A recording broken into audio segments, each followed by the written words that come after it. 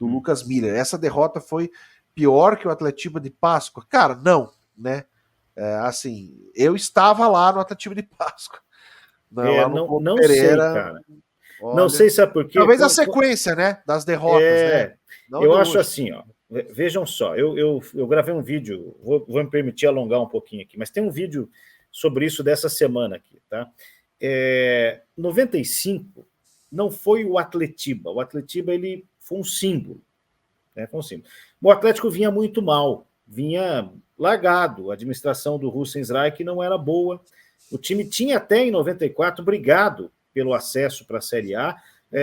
A sequência é mais ou menos a seguinte, né? O Atlético estava na primeira divisão em 92, em 93 o Atlético é jogado pela CBF numa canetada para o grupo C e D, porque o Grêmio não sobe, o Grêmio é 12º na Série B de 92, então a CBF infla a Série A, ela puxa 12 times, ficam 32, e ela privilegia o tal Clube dos 13, né, os 12 grandes e o Bahia nos grupos A e B, e tira Atlético e Paysandu, que estão com essas vagas aqui, para os grupos C e D.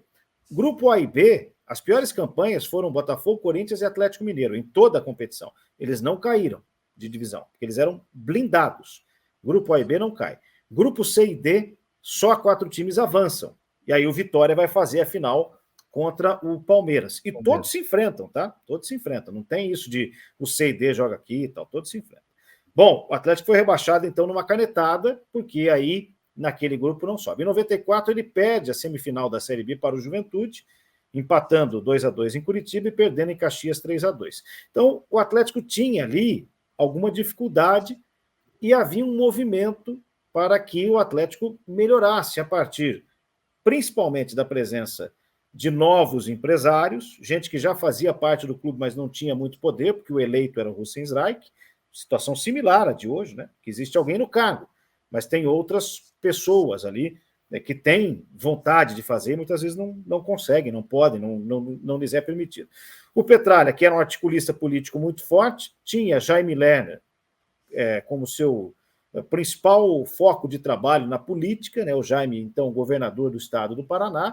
Petralha, muito forte naquele momento politicamente, articula um grupo e chega para o Russen e fala: Russen, no fim do ano, você vai passar o cargo para mim. Você vai renunciar e eu vou assumir. Isso em 95? 95, né? Tá. Só que naquele Atletiba de Páscoa, o Atlético chega muito mal na temporada e toma 5. E eles antecipam esse processo, que já estava combinado. Aconteceu algo muito similar com o Jair Cirino dos Santos no Curitiba. O Cirino, ele cai para a segunda divisão e o Wilson assume, mas eles não tiram o Wilson do Curitiba. O que acontece naquele momento é que o Russen abre o caminho, claro, a partir do 5-1, mas é que não. As pessoas às vezes contam assim: ó, o Curitiba meteu 5 no Atlético, o Petralha deu um murro na mesa e assumiu. Não. Isso aí que foi contado na linguagem popular aí. Não, aquilo já vinha de tempos organizados. E aí sim, esse novo grupo que contava com Ademir Adu, Enio Forneia, Valmor Zimmermann, nome fundamental na história do Atlético, e Mário Celso Petralha, eles começam a investir, existe a desapropriação, tudo isso aí está no podcast Senhor da Razão. Corram lá, está aqui no YouTube também, corram lá, trabalho muito bom do Felipe, né? Esse novo grupo organiza o Atlético, existe a desapropriação do parque aquático, né, e é passado ao Atlético a estância João Paulo II, que é o CT do Caju. O Atlético tem, então, uma injeção de dinheiro, uma nova diretoria empresarial, e até 2001, campeão brasileiro, esse projeto caminha com essas pessoas todas e alguns mais fazendo parte da diretoria. Depois do título, em que o presidente não era Mário Celso Petralha, era Marcos Coelho, existe uma ruptura por ciúme. E ciúme de homem é uma das piores coisas que tem. Tá? Ciúme de homem é complicado, porque aí eles começam a concorrer e já não há mais a mesma união. Ainda assim, o Atlético atravessa alguns anos, chega a um vice-campeonato de Libertadores, outro vice-campeonato brasileiro, e há uma ruptura mais flagrante. Primeiro com o Petralha saindo do clube, mas como ele sempre foi de uma personalidade forte, midiático, ele ia, por exemplo, no Mesa Redonda, ia na Rádio Banda B, ia na Rádio Cidade, na CBN, ele foi dono da CBN por um tempo, né? Ia na Transamérica e tinha muito atrito com Ayrton Cordeiro, muito por conta da política, porque lá em 88, o Ayrton Cordeiro era candidato a prefeito de Curitiba contra o Algaci Túlio, e o Petralha arruma um jeito do Lerner entrar na vaga do Algaci Túlio e acaba prejudicando a campanha do Ayrton, que era um concorrente, e aí o Ayrton, notório paranista, né, torcedor do Ferroviário, na Rádio Transamérica bate bastante, algumas vezes com razão, outras nem tanto, às vezes com bastante razão, como a gente faz aqui, outras nem tanto. Então eles já tinham esse atrito, né? Mas aí o Petralha sai, ele era muito midiático, e numa campanha ruim de 2006, se eu não estou equivocado, 2007, que quase briga para não cair, existe o movimento Volta Petralha. Tenho certeza que os mais velhos vão se lembrar disso. Ele volta... Talvez 8, 9, né? Que o Atlético brigou para não cair, efetivamente em 8 e 9, né? Não, mas ele faz uma campanha ruim. 6, acho que até chega nas quartas ou na semi da Sul-Americana, enfim. O Petralha volta, e aí ele volta mais forte. Volta mais forte. Mas como ainda Salvador, assim, né? Volta como Salvador. E aí vem esses anos que você falou, né? Ainda assim, vem esses anos que você falou, e o Atlético em 8 e 9 briga para não cair, e em 9 ele se afasta do futebol e passa a responsabilidade para o Marcos Malucelli, que era um advogado presente dia a dia no clube e que consegue, contratando o Geninho, já desafeto do Petralha, por conta do título, porque o Petralha não assumia que ninguém fosse mais estrela que ele, né? Pode falar.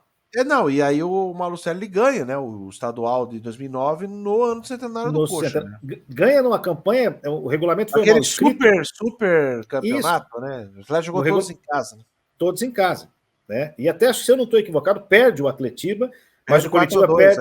Aquela capa do Júlio César de 4 ali, aquela capa histórica, feita por atleticanos lá na tribuna. É verdade. Você trabalhou na tribuna, eu estava lá nessa época. Mas o Curitiba perde para o J. Malucelli em casa, se eu não estou equivocado, e perde mais um outro jogo e acaba ficando atrás. E o Atlético é campeão estadual no centenário do Coxa, né? Mas no Brasileiro vai mal, aí o Malucelli leva de volta o Geninho, contrariando o Petralha, e ganha corpo para a eleição. E o próprio Petralha apoia o Malucelli em 2010, né? Então vejam que eu estou contando um enredo. Champanhe, aquela foto dele rindo, estourando champanhe do Petralha, né? É isso, porque havia uma oposição que não era a oposição que conhecemos em 2015 com o Gaed, que hoje faz parte da diretoria. Era uma outra oposição, né? Uma outra oposição. Me foge, Judas Tadeu, se eu não me engano, era o candidato, professor da Federal, da PUC. Também, né?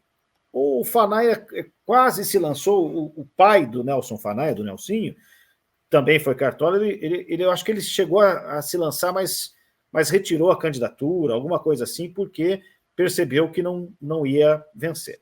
O Malucelli assume 9, 10 e 11 e decide que o Atlético não deveria fazer o processo de autogestão da obra da Arena.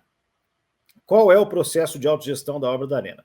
Na cabeça do Petralha, o Atlético deveria pegar as receitas que vêm do Estado e do governo federal, do Estado e da prefeitura, né, para construir por conta própria o estádio.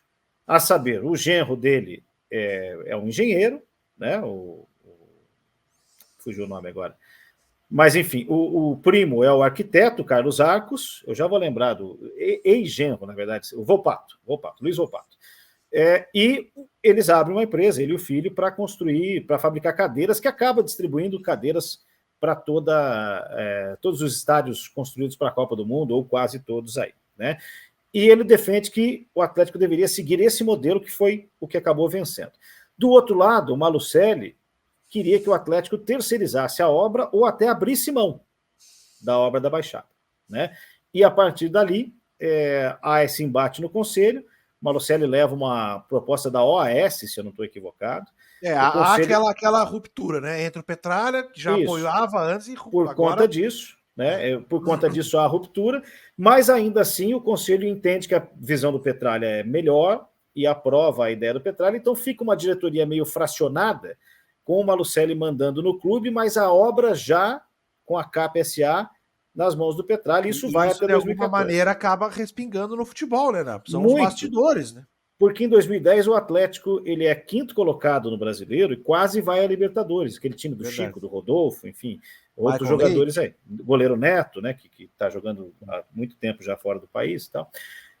E em 11, que é o ano eleitoral, aí há um novo movimento de embate e é o ano que o Petralha vaza salários, que o ambiente é completamente tumultuado, que aparece uma figura que é tão caótica, O né? Petralha chegou a falar assim para mim, que venderam o Alexandre por migalhas, né? O Marcos falou assim, vendeu o Alexandre Isso. A contratação do Morro Garcia, né? Que é similar a essa do Guerron, né? Dijório. Guerron, que acho que é bem simbólico, né? O Joffre Mas o Guerron Guerron era um também. bom jogador, como era também o Paulo Baia, né? Que não era um time no papel tão ruim, mas o ambiente realmente muito ruim em Foi 2011. roubado contra o Cruzeiro também lá, né? Falar português claro aqui, né? Tem um gol muito mal anulado do Paulo Paulo Baia, Baia, né? né? É isso. Mas, enfim, o fato é que eles estão rompidos e E aí existe tem aquele jogo também no fim, né? Do que o Petralha falou que tinha que chamar o Ministério Público para investigar, né? Atlético Mineiro e Cruzeiro, né? Sim, do jogo, 6-1 do Galo, né? E aí tem histórias de bastidores que eu não posso contar aqui, porque não tenho provas, mas de fato já ouvi muitas histórias, e não só de atleticanos, né? De muita gente que conhece futebol aí. Agora, só para não perder, naquele ano o Atlético tem uma figura que é tão obscura, tão que não faz parte da vida do Atlético, que é o Alfredo Ibiapina, né? E que é uma espécie de Márcio Lara daqueles dias, né? Só com uma vida muito mais curta, que, entre outras coisas, contrata o Renato Gaúcho. O Renato pede para ir embora porque não se adapta, critica muito como é o futebol do Paraná, algumas coisas muito inteligentes da parte do Renato, né? Mas, enfim, o Atlético cai de divisão ganhando do Coritiba. O Coxa entra na Baixada para ganhar o jogo e ir a Libertadores. Imagine, rebaixaria o rival e iria a Libertadores, o Atlético ganha o Atletiba, tira a chance do Coxa jogar a Libertadores. Gol do Guerron de cabeça, acho, ou do Manuel, não gol sei. Do Guerron. Guerron de cabeça. Né?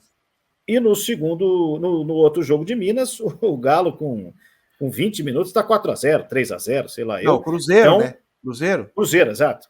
E o Galo, naquele segundo turno, era a melhor defesa do campeonato e o Cruzeiro era o pior ataque. Foi 6-1 pro Cruzeiro. Isso. Então, exato. Existem várias entendedores histórias. Entenderão, né, Napo? Entendedores entenderão. É isso. Existem várias histórias aí que contam disso. Mas ali o Atlético vem com o Petralha voltando e a partir dali ele começa a tirar a presença de todas as figuras que eu citei anteriormente e que colaboraram com o Atlético e que não voltam ao clube. Nem Marcos Coelho, nem Ademir Adur, nem Enio Forneia, nada. Enio Forneia e Ademir Adur participaram agora, recentemente, do acordo com o Estado para sanar o problema da dívida da Baixada, pelas influências políticas que ainda tem. Participaram como atleticanos que são. Mas de lá para cá, a figura do Petralha se isola. E eu estou falando de 13 anos. Então tem gente aqui no chat que jamais ouviu o que eu estou contando e que não viu isso acontecer. Só conhece uma figura. Um garoto de 13 anos, que hoje tem 26, ele só viu a construção do mito Petralha. Então, hoje, e foi por isso que eu citei que a situação é pior que 95, sequer há um movimento interno para que alguém, de fato, possa fazer o que foi feito lá com o Hussein Strike, né? De propor uma mudança amistosa, gentil, né? Petralha, você fez muito, mas está na hora de você se afastar, porque quem bateu no teto foi você. Então passa o cargo aqui, deixa a gente mais jovem, com outras ideias tocarem. Não existe isso. Existe uma falsa pretensão de que se venda logo o clube para uma SAF. A proposta que havia chegado, eu não tenho o nome do investidor, mas ela parou na ideia de que você não pode vender no conselho mais de 49%, porque é isso que está aprovado, e que muitos desses aí, que aí estão, sairiam do clube. Né? Então, basicamente, essa história, por isso que eu acho que é pior. Olha aqui, o Saulo participando com a gente, obrigado. É isso, é o que acontece. Né? Eu acompanho, e aí eu já respondo o Eurico, que não é o Miranda, né? A tara, nenhuma tara. Eu observo o que acontece. Absolutamente nada pessoal. Eu tive 3 contatos com o Petralha na minha vida. 3. Mais nada. Né? O que acontece é o que eu contei. São os fatos. Os fatos se sobrepõem. Né? Mas, como eu disse dia desses aí, Goebbels, o braço direito do Hitler, disse que uma mentira repetida muitas vezes se torna uma verdade. E esse método da pós-verdade está muito presente em alguns locais. Aqui não. Aqui a gente fala o que é. Certo, Rodrigo?